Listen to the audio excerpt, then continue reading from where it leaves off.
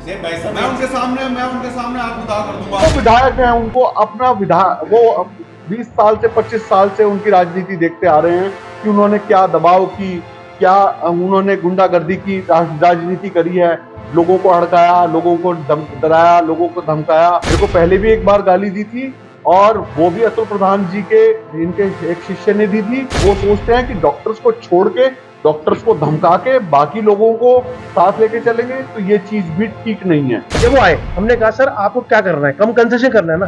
Sir ने concession कर दिया। हमने कहा और करना है और कर देंगे, आपको पैसे वापस चाहिए वो भी कर देंगे। But he doesn't, he wants to create ruckus, और ruckus that too at cost of our आत्मसम्मान। तो ये पॉसिबल नहीं है। Things have gone so far. आमरण अनशन पे क्या मैं नहीं बैठ सकता है? आमरण अनशन पे क्या डॉक्टर नहीं बैठ सकते? क्या सड़क पे आकर के उत्पात मचाने से आप सही को गलत को सही कर सकते हैं? तमाम आरोप लगाए हैं, सत्ता के दबाव में हमारे ऊपर मुकदमा कायम किया गया। 4 तारीख से आमरण अनशन भूख हड़ताल को करने जा रहे हैं। कह रहे बिल्कुल ऐसे नहीं चलेगा, विधायक है, जनता की आवाज उठाते रहेंगे चाहे वो जेल में। आपका क्या कहना है इस मामले? इस मामले में मैं न्यूटिमा की तरफ से सबको ये कहना चाहूँगा कि जो श्रीमती सीमा प्रधान जी ने कल अपना बयान दिया कि एक रात में 5 लाख का बिल बना दिया, ये पूरी तरह गलत है। ये एक मरीज का नहीं बल्कि 2 मरीजों का, जिसमें एक का ऑपरेशन हुआ, बेहोशी गई और बहुत सीरियस माँ को पहले बचाया गया, उसके बाद एक बहुत सीरियस बच्चे को बचाया गया जिसका ऑलमोस्ट 1 महीने तक आईसीयू में इलाज हुआ, जिसमें से 20 दिन वो मशीन पर रहा, सांस की मशीन पर रहा, वेंटिलेटर जिसे कहते हैं। और तो बहुत इतने 1 महीने का बिल है ये, जिसमें सब दवाएं, रेडियोलॉजी, पैथोलॉजी सब इंक्लूडेड हैं। तो ये जनता को भ्रमित करने का बयान है और हम इसका न्यूटिमा हॉस्पिटल पूरी तरह खंडन करता है। अच्छा डॉक्टर साहब, तमाम तरह के आरोप लगाए जा रहे हैं। न्यूटिमा निशानेज है, अवैध है न्यूटिमा हॉस्पिटल, डॉक्टर लूट रहे, तमाम आरोप लगाए जा रहे हैं। अभी आपने डॉक्टर लूट रहे हैं के ऊपर मैं सिंपल सी ये चीज कहना चाहूंगा आपको कि न्यूटिमा एक ही चीज के लिए फेमस है, और वो है अपनी क्रिटिकल केयर के लिए और सीरियस मरीजों के इलाज के लिए, चाहे वो बच्चे हों, चाहे बड़े हों, या हार्ट का पेशेंट हो या किडनी का मरीज। तो क्रिटिकल केयर हर जगह थोड़ी महंगी रहती है, और अगर हम उसका मुकाबला इस कॉस्टिंग का दिल्ली के किसी हॉस्पिटल से करें तो मैं ये बिल्कुल डेफिनेट कह सकता हूँ कि हम मुश्किल से 20% ऑफ दिल्ली के बड़े हॉस्पिटल के कॉस्ट पे वो केयर प्रोवाइड कर रहे हैं। और जिस मरीज के पास हम रोज उससे पूछते हैं, उसे पहले सब जगह बताया जाता है। जिस मरीज के पास भी नहीं थी, सामने मेडिकल कॉलेज है, आयुष्मान के हॉस्पिटल है, उनको सबको वहां पे भेजते हैं। तो किसी भी मरीज के साथ आमतौर पे अगर ऐसा होता तो रोज ही यहाँ पे होता, लेकिन नहीं, कुछ विशेष लोगों के आने से ही केवल यहाँ पे परेशानी होती है।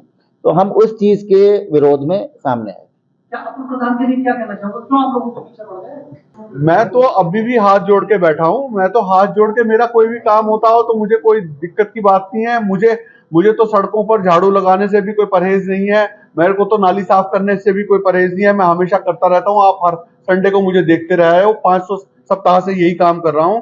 तो मेरे में ईगो तो बिल्कुल भी नहीं है, पर हाँ, मेरी ईगो उस समय जरूर रहेगी जब मेरे आत्मसम्मान को ठेस पहुंचेगी, जब कोई आदमी मेरी गिरेबान को पकड़ने की कोशिश करेगा, जब वो मुझे गाली देगा। मेरे को पहले भी एक बार गाली दी थी, और वो भी अतुल प्रधान जी के इनके एक शिष्य ने दी थी। तो उस समय भी आईएमए ने मेरा साथ दिया था, और हम लोगों ने बहुत मेरठ में उस समय क्या नाम है आंदोलन किया था, और हम जीते भी थे।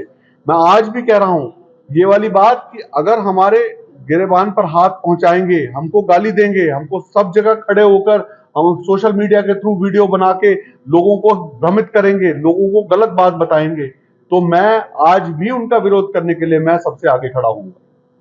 अभी आपने कहा रात ना करने के इतनी दिक्कतें हो गई। अगर ये मैंने बात कही आमरण अनशन वाली बात जो है, ये सब बेकार की बातें हैं कि आमरण अनशन पर बैठ गए, एक पोस्टर लगा के बैठ गए, आमरण अनशन के लिए 3 घंटे के लिए बैठ गए, और उसके बाद में उसको आके उसे बंद करा दिया। अब वो विधायक हैं, उनको अपना वो 20 साल से 25 साल से उनकी राजनीति देखते आ रहे हैं कि उन्होंने क्या दबाव की, क्या उन्होंने गुंडागर्दी की राजनीति करी है, लोगों को हड़काया, लोगों को डराया, लोगों को धमकाया, और उसके बाद में अपनी बात मनवाई। पर अब वो विधायक है, और वो हमारे भी विधायक हैं। इसका उनको इल्म होना चाहिए कि वो पूरे समाज को रिप्रेजेंट करते हैं, और अगर वो सोचते हैं कि डॉक्टर्स को छोड़ के, डॉक्टर्स को धमका के बाकी लोगों को साथ लेके चलेंगे, तो ये चीज भी ठीक नहीं है। मैं आज भी कहता हूं कि आमरण अनशन वाली बात बिल्कुल सरासर गलत है। उनको अपनी बात सोचनी चाहिए, और अगर वो आमरण अनशन की बात करते हैं कि आमरण अनशन पे बैठेंगे और मेरे को गाली देंगे और मेरे गिरबान पे हाथ पहुंचाएंगे, तो मैं आत्मदाह करने को भी तैयार हूं। मैं आप सब लोगों के सामने कह रहा हूं कि मैं उन्हीं के सामने आत्मदाह करने को तैयार हूं। इस बार और हर बार जब भी हमने कोविड में कंसेशन किया, पहले भी कंसेशन किया, जब से न्यूट्रीमा में तब से कंसेशन किया, आनंद ने काम किया वहां भी कंसेशन, लोकप्रिय में कंसेशन, बट कंसेशन हम सबका करते हैं, बट जिनका उनका धमकी भरा इलाज, जो धमकी भरा जो माहौल क्रिएट करते हैं, वो अनबेरेबल है। इस बार बात सिर से ऊपर निकल गई। मेडिकल प्रोटेक्शन एक्ट में कार्रवाई होनी चाहिए, और जो भी न्यायोचित, हम प्रशासन के बिल्कुल हाथ जोड़ के उनके प्रार्थना करते हैं कि जो भी न्यायोचित कार्रवाई है वो होनी चाहिए, और हम इस बार बिल्कुल पीछे हटने वाले नहीं है। पूरी आईएमए और nursing association, state IMA, even national IMA को हम सामने खड़ा करेंगे, और जो भी न्यायोचित कार्रवाई होगी वो हम करेंगे। डॉक्टर साहब, एक बात है, डॉक्टर साहब ने कि हमारे आत्मसम्मान को ठेस पहुंचा, बिल्कुल। आत्मसम्मान को ठेस पहुंचा के इलाज कैसे कर पाएंगे? सर, एक आत्मसम्मान को ठेस क्यों नहीं पहुंचेगी? हम उनसे कह रहे हैं, जब वो आए हमने कहा सर आपको क्या करना है, कम कंसेशन करना है ना, सर ने कंसेशन कर दिया। हमने कहा और करना है और कर देंगे, आपको पैसे वापस चाहिए वो भी कर देंगे, but he doesn't, he wants to create ruckus, और ruckus that too at cost of our आत्मसम्मान। तो ये पॉसिबल नहीं है। Things have gone so far, अब आपका घड़ा भर चुका है और न्यायोचित कार्रवाई चाहिए हमें। डॉक्टर साहब, मेरा सवाल आपसे ये भी है कि आपका ये कहना है कि मेडिकल प्रोटेक्शन एक्ट में आपने मुकदमा कायम करा दिया है, आप कह रहे हैं कि इंसाफ की भी आपको उम्मीद लग रही है, योगी राज भी है, इंसाफ अब हो रहा है, ये बात सब तमाम मंचों से कही जा रही है। अगर आपकी बात पूरी नहीं हुई, जब आप मेडिकल प्रोटेक्शन के बाद तो ऐसी बातें गिरफ्तारी होगी, अगर नहीं हुई तो फिर क्या सोचना है? हम आईएमए को उसमें लेकर अपने बात करके, नेशनल एसोसिएशन को बात करके, जो भी हमारे सीनियर्स कहेंगे वो हम कार्रवाई करेंगे। वो कहेंगे स्ट्राइक करो, स्ट्राइक करो, अनशन करो, अनशन करो, बंद करो, बंद करो, सारी चाबियां नर्सिंग होम की सौंपने को कहेंगे तो हम उसके लिए भी तैयार हैं।